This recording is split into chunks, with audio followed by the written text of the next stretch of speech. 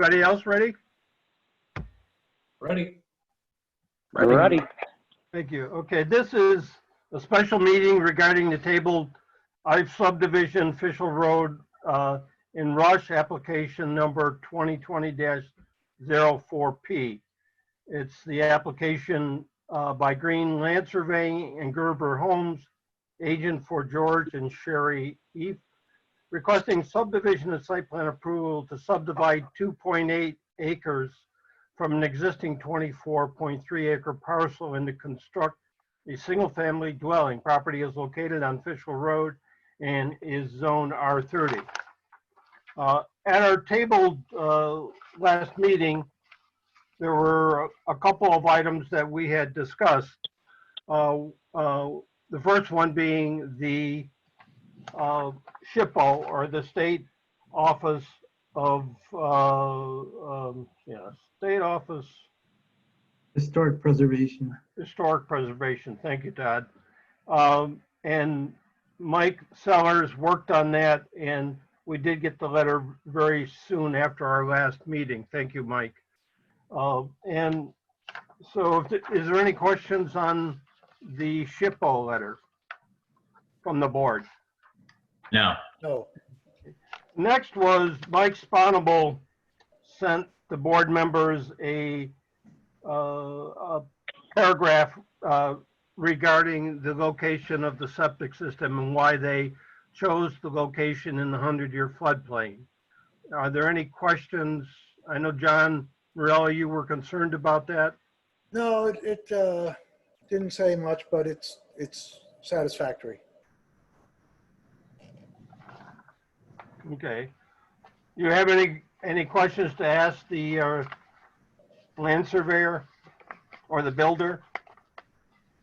I was just curious. I guess the results from the perk test were not recorded from the many tests they did that failed.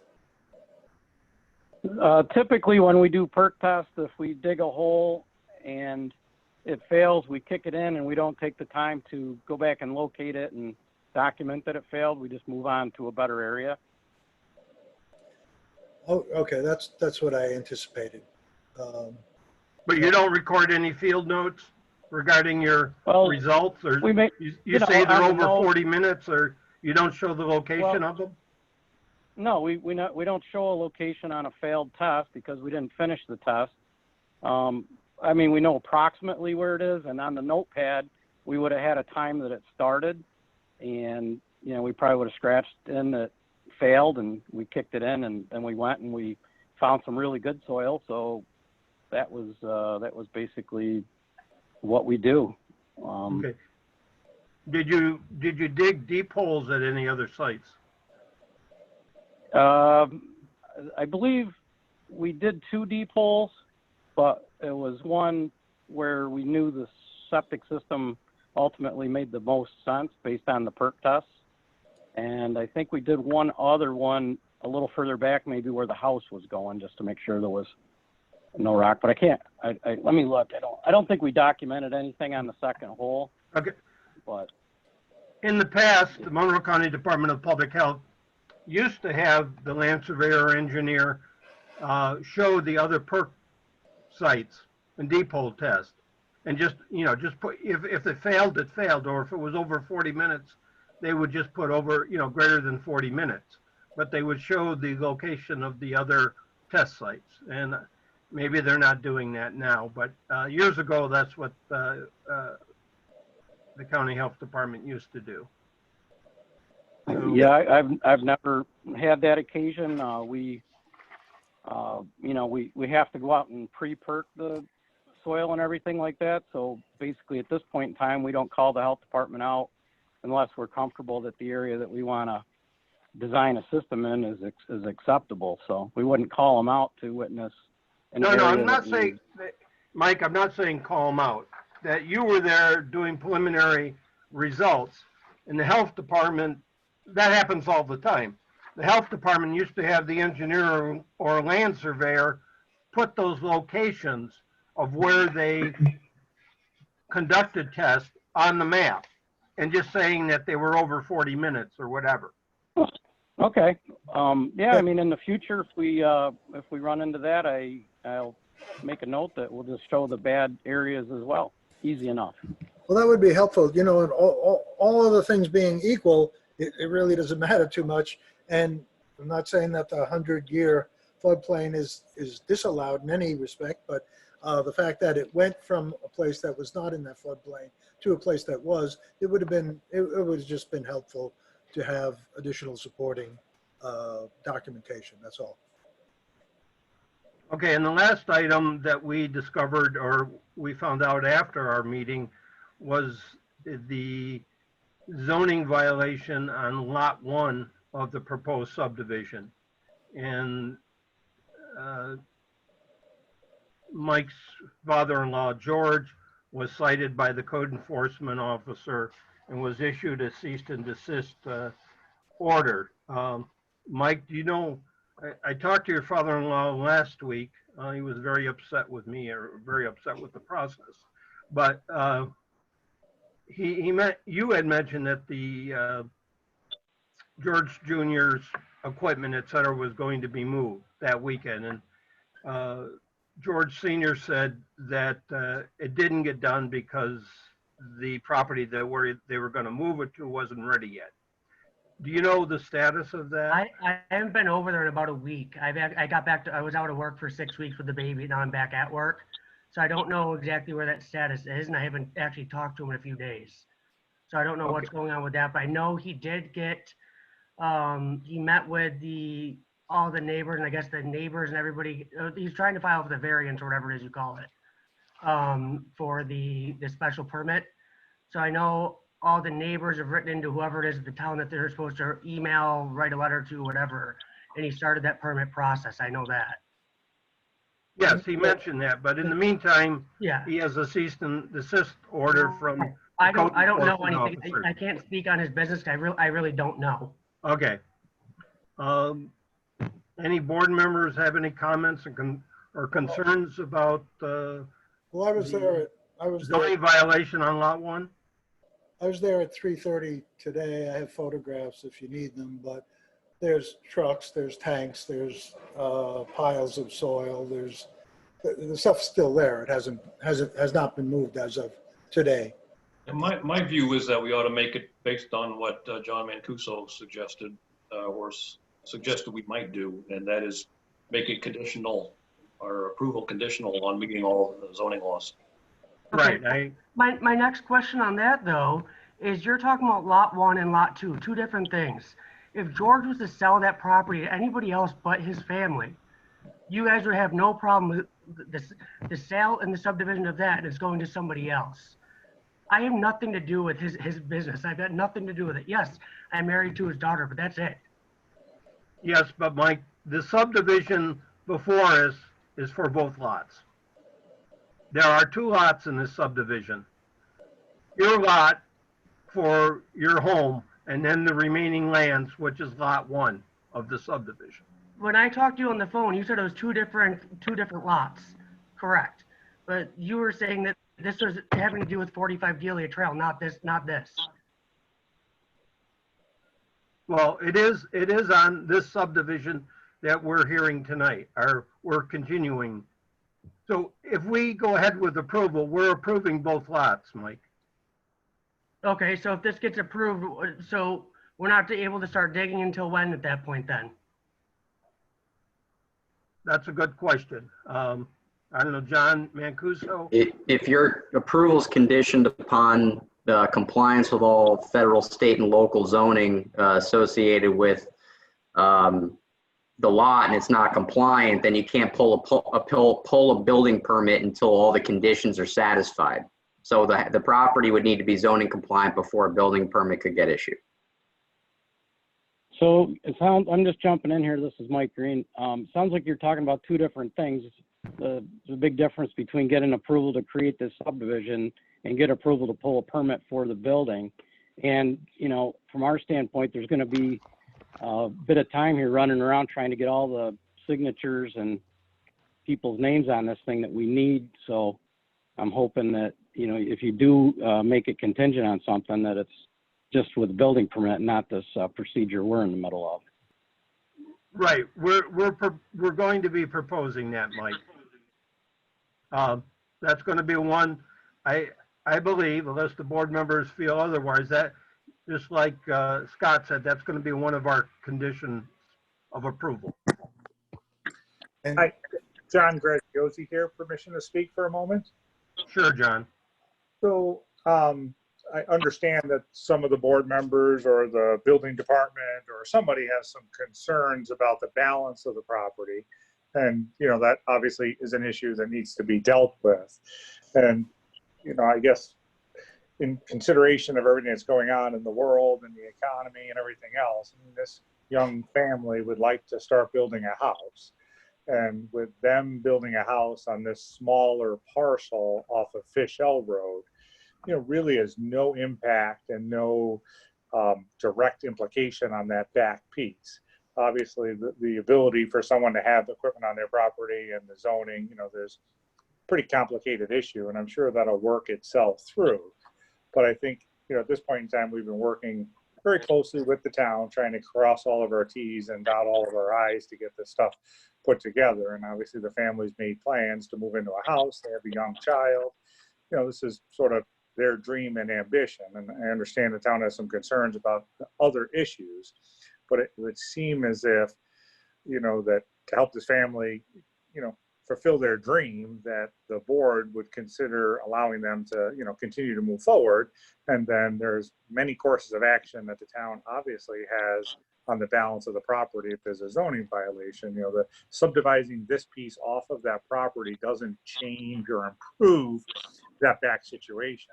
So I guess we respectfully, out of consideration that some goodwill be provided towards Mike Sellers and his family, his wife and his daughter, who are trying to move into this new house. It just seems like we're bringing up other issues into this. This isn't going to affect what kind of perk test, whether it's a health, a safety, or a welfare issue, which I understand, a lot of the rulings and situations are about health, safety, and welfare. And, and what he's doing there, if anything, is going to improve the value of the neighborhood.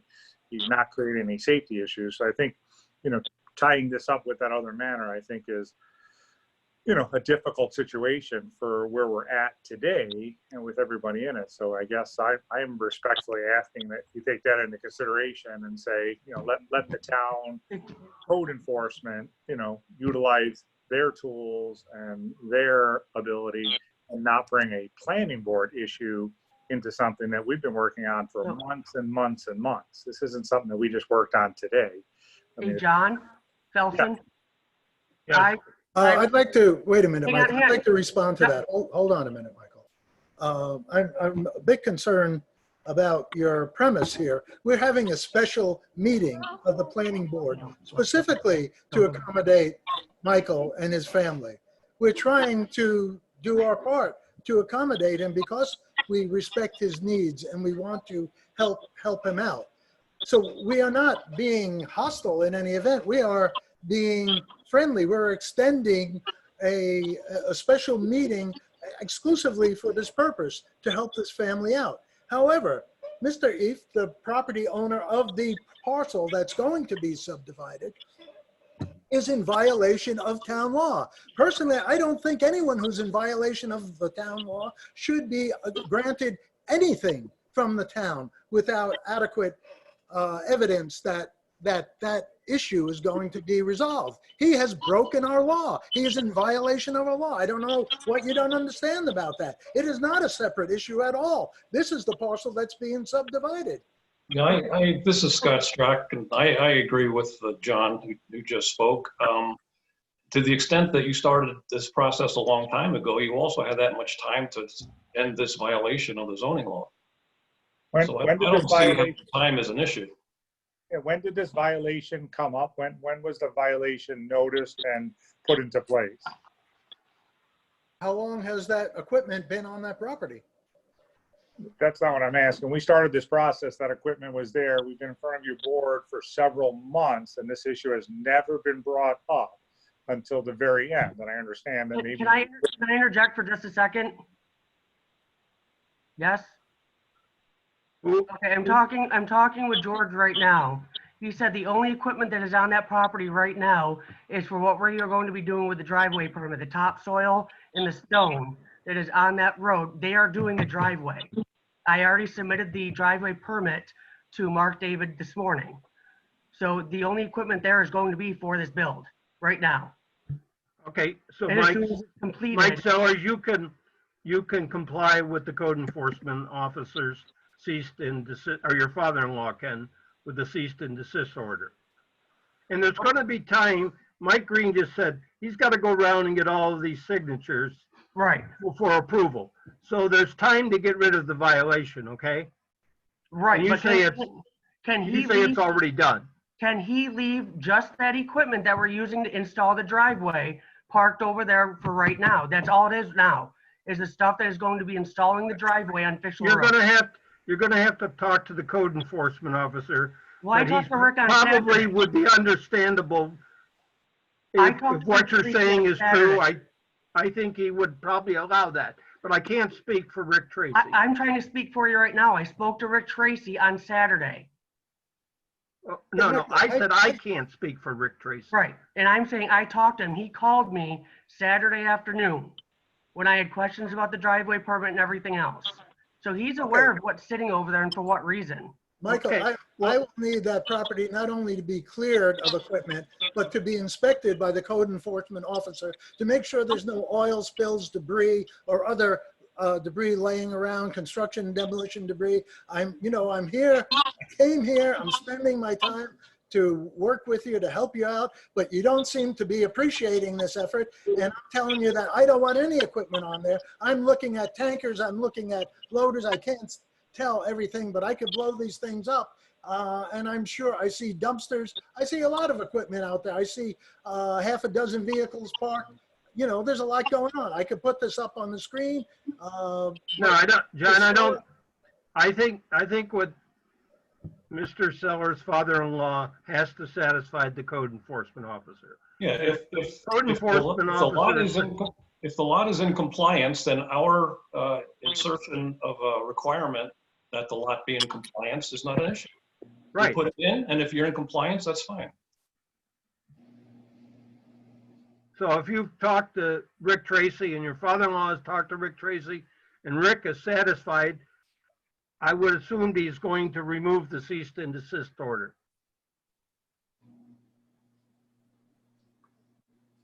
Okay, any more on that? John, Yes. there was one other item on our list which we did address. Oh. Was the drainage easement. So that is taken care of with Mike Green. On a Right, positive- you're satisfied with the Yep, drainage all good. easement? Yep, we're good with that. Okay, Mike Green, did you submit the drainage agreement to the town?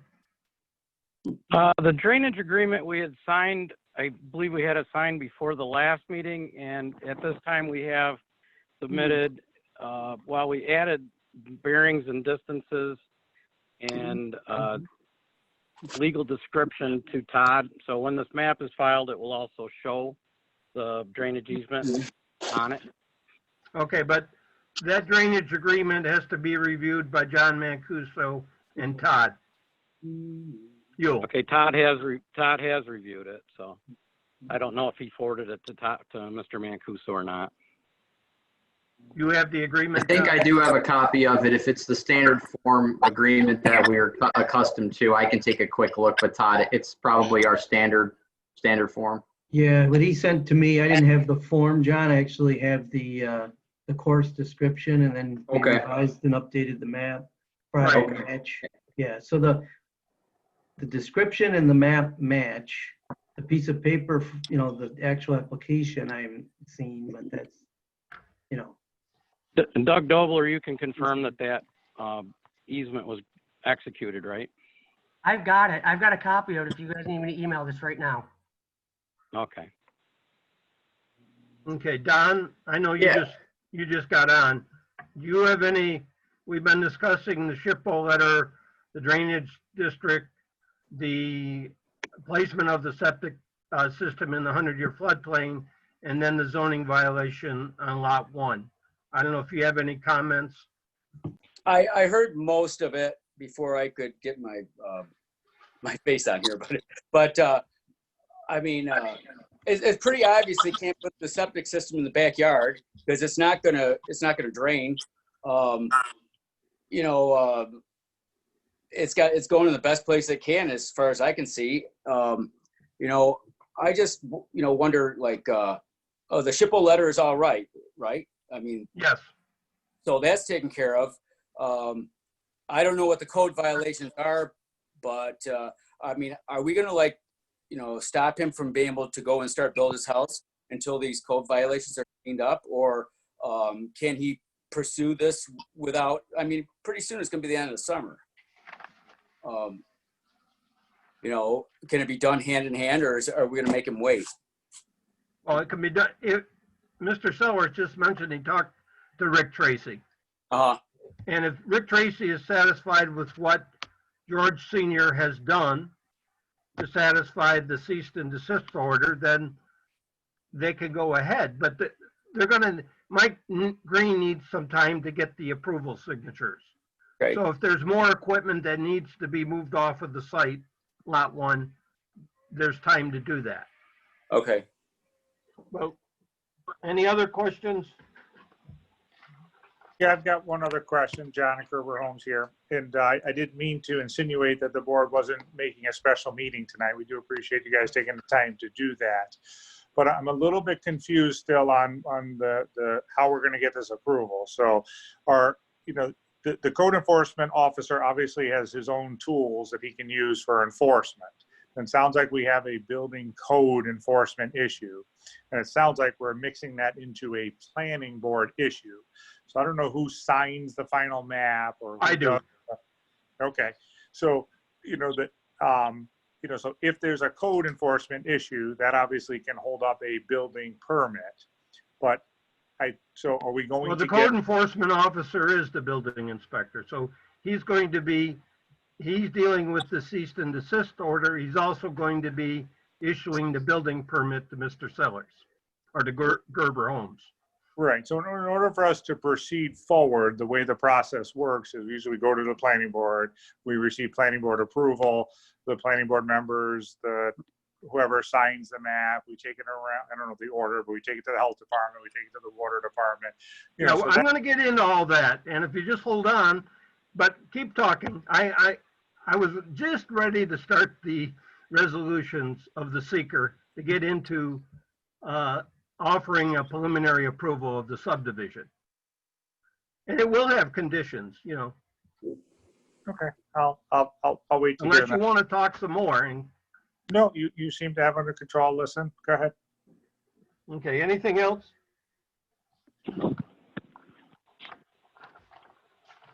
Okay, I'll make a motion whereas this board has examined application 2020-04P for preliminary plot approval of the proposed George and Sherry Ife subdivision on Fishel Road, and that the map and other materials which were filed with the application, including the environmental assessment form.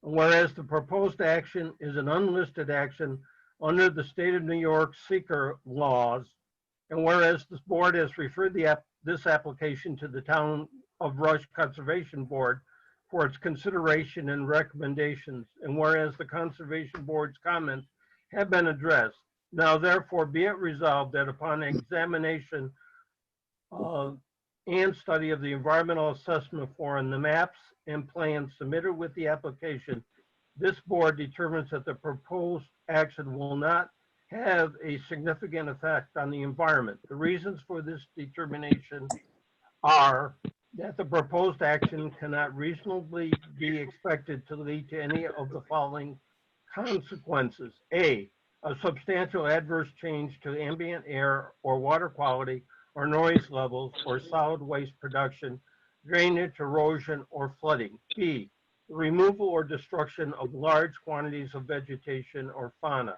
The substantial interference with the movement of any resident or migratory fish or wildlife species, impacts on critical habitat areas, or substantial affecting of a rare or endangered species of animal or plant or habitat of such species. C, the encouraging or attracting of a large number of people to a place for more than a few days, relative to the number of people who would come to such place absent the action.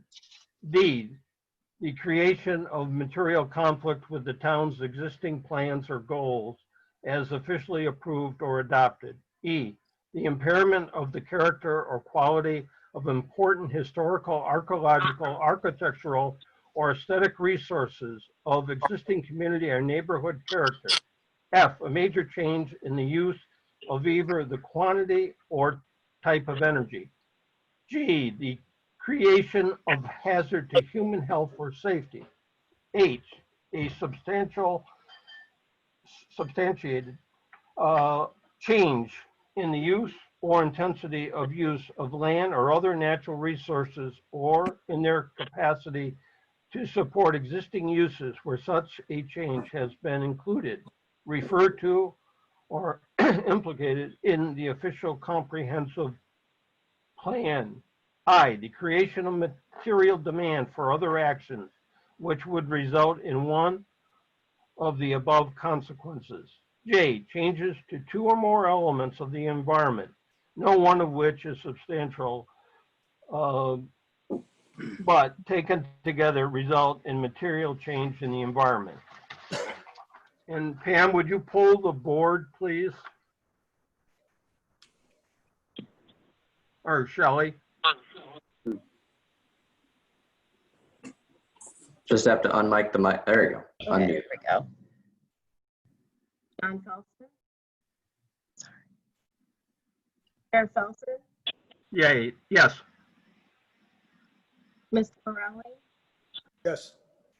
Mr. Werther? Yes. Mr.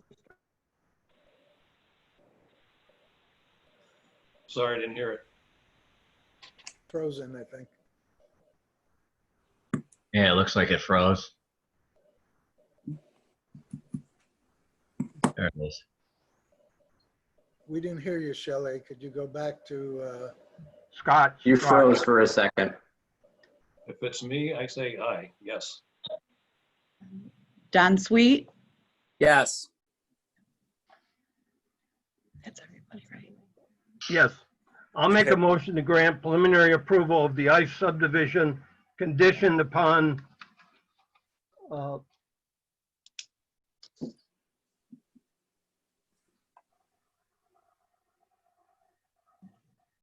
the applicant obtaining the approval of the town engineer, the highway superintendent, the Monroe County Water Authority, the Monroe County Department of Public Health, the approval, the review and approval of the townwide drainage district by the town attorney and the town engineer. Do I have a second? Second. Shelley, could you pull the board, please? Mr. Felsen, Yes. Mr. Morelli, I don't understand. Are you adding conditions to that or? Was there the third condition Oh. on the, Wait, okay, yes, I want to add the condition that I don't know if I was going to do that waiving the final hearing, but that the board, that the applicant will comply with all local, state, and federal laws regarding the subdivision. And then the applicant will also obtain a Chapter 65 floodplain development permit from the town code enforcement officer before start of construction. I have another condition I would like to propose, and that, Okay, and it's founded upon the case that if we go ahead and approve this subdivision building occurs, and the applicant has still not resolved the issue to the satisfaction of the code enforcement officer, that we have no real leverage. I would add that the a certificate of occupancy not be issued until that that violation has been satisfied. Should Any not add any time to it because it seems like something that's going to be done post haste, but just as a backup for the town. Okay, Shelley, would you pull the board again, please? John Morelli, Aye. Mr. Strock, Aye. Mr. Sweet, Aye. Mr. Werzer, Aye. and Mr. Felson. Aye. Okay, I'll make a motion that we waive the final condition upon the applicant complying with the conditions of preliminary approval. Do I have a second? Second. Shelley, would you pull the board, please? Mr. Felson, Aye. Mr. Strock, Aye. Mr. Werzer, Aye. Mr. Morelli, Aye. Mr. Sweet, Aye. Okay, any other discussion? Any other comments? So Mike, you have your work cut out for you, Mike Green, to get the Yes, approvals. sir.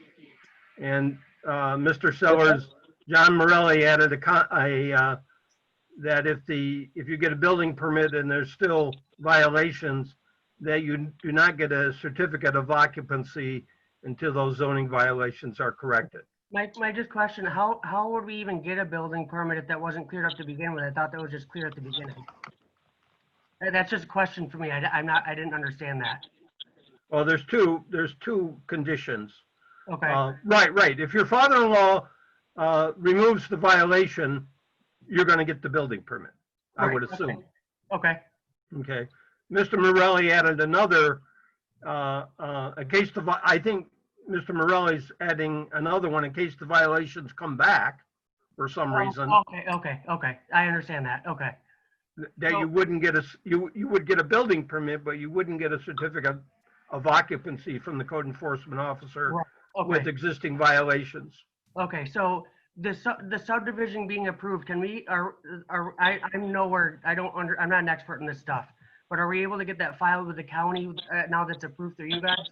That's where Mike Green comes in, and he mentioned Okay, he has to go and get all the approvals. right, okay. I understand. Before I will not sign off on it until Mike gets those approvals.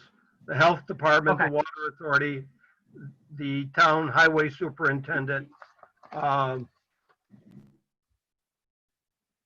Okay. Town engineer, and then Town engineer. John gets it last. Okay. Yep, that's the way I understand it. So, Mr. Chairman Feltham is the last one to sign it, and we'll, I think Doug Dobler is on the mission for tomorrow, as long as this went through today, to start the circulation process. And I'll get on the phone with George tonight and make sure we get that stuff cleared up immediately if there's nothing cleared up yet, and talk to Rick Tracy tomorrow. Okay, fine. Thank you. Thank you. Yes.